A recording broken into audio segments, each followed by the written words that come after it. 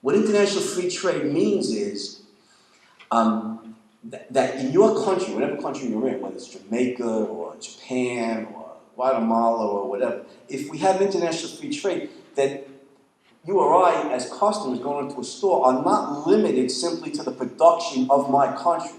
The production of the entire world is now at my disposal. If you understand the basic law of economics is supply and demand, right? So if the supply of product X increases relative to demand for it, if the supply increases relative to demand, what will that do to price? The price comes down.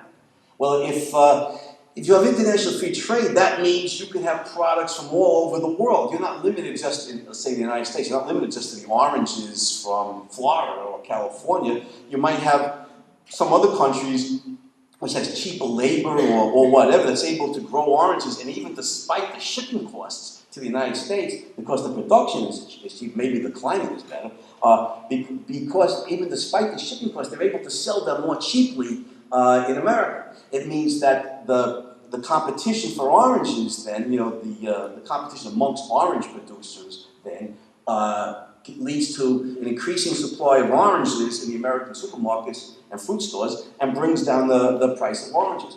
And so the principle, of course, is that international free trade opens to the customers in any country the production of the world. It no longer limits them to the production of their own country or their own neighborhood. Consequently, necessarily increases the supply of the goods and services at their disposal. Increasing supply relative to demand necessarily brings down price, which means rising real wages. So international free trade, I don't know a lot of economics, but I know economics 101. And I know what like Jean-Baptiste Say, the great French economist, said a long time ago, produce, that is the whole thing.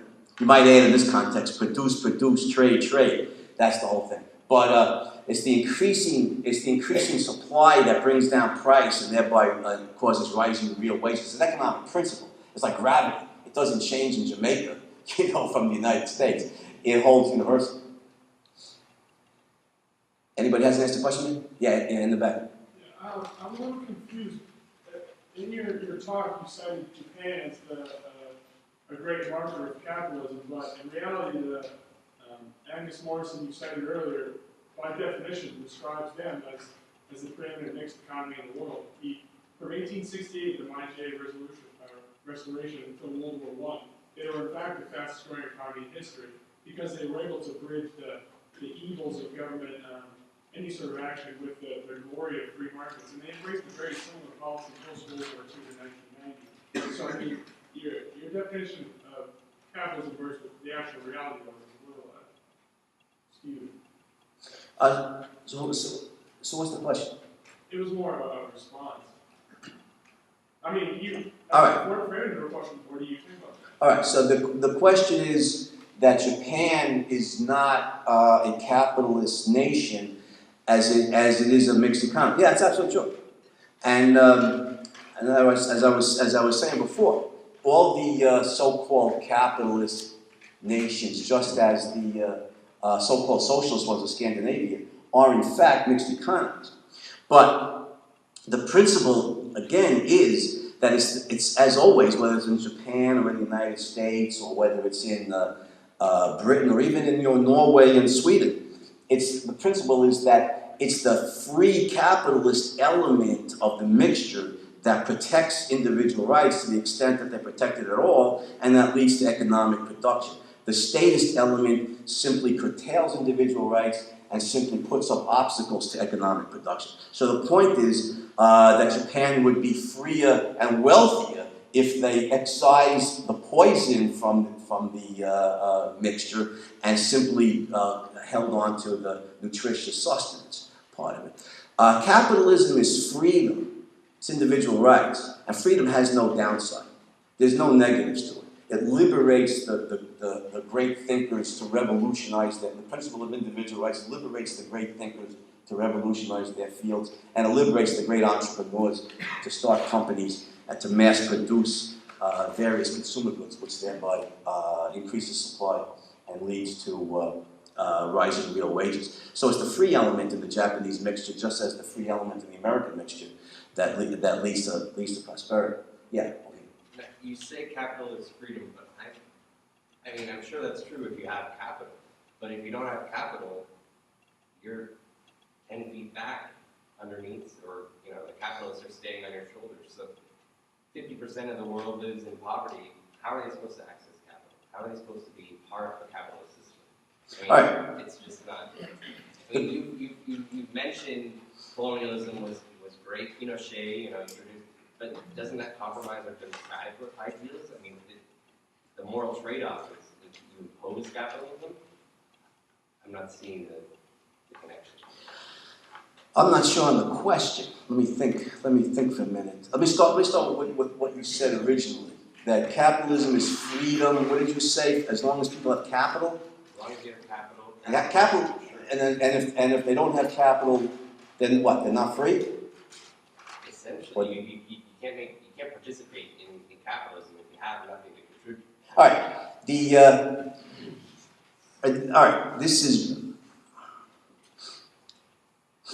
There's an essentially Marxist element here to the question, which never fails to enrage me. So I'm starting to stay calm. I mean, anytime I get a whiff of Marxism, I'm seeing red. I guess literally. But let's stay calm here. Empirically, as a matter of observed fact, the claim is simply false. In the whole history of capitalism shows zillions of people starting with nothing and rising into middle-class affluence, if not into becoming multi-millionaires and zillionaires. And there's a reason why when people are allowed to vote with their feet, they want to come to the capitalist country with nothing, because the principle of individual rights means the government can't stop them from doing whatever it is they want to do with their lives. So even if they start out, flipping burgers at McDonald's, let's say, and making, $2 an hour, if they have a work ethic and they have brains and they demonstrate that they're responsible, they climb the ladder, and eventually they're managers at McDonald's, it's whatever it is. But I mean, the idea that if you start with no money in a capitalist system, therefore you are less free, or you are starting out at with an insuperable disadvantage, is just, it's observationally false.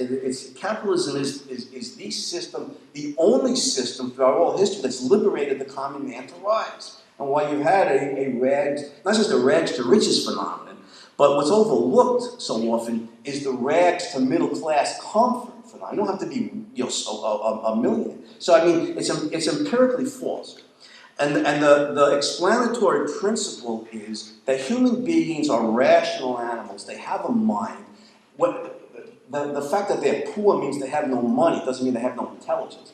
And all they need, or they have no initiative, all they need is freedom, and to let the government get the hell out of their way and let them work to support themselves. I mean, there's zillions of immigrants to this country who've done exactly that. Sicilians, Irish, the East European Jews, the Caribbean, Black Caribbeans, came here with nothing. And work their way up the ladder. I mean, the idea is just false. Yeah. To make your point, last night, 60 Minutes, Bloom Energy, gentleman who used to work for NASA, had an idea how to create a fuel cell, created his fuel cell, it works. He got a capitalist to give him money, $400 million, and it's now potentially will revolutionize energy in this. Yeah, I understand. There's a lot of stories like that. I mean, Thomas Edison came out of a poor family, dropped out of 4th grade, taught himself electrical engineering, and ended up making a fortune, on the electric lighting system and other inventions. But my point was, you don't have to be a genius and end up as a millionaire either. You could just be an everyday guy and end up, work your butt off and end up in middle class affluence because you worked hard, made money, saved money. This is a common phenomenon.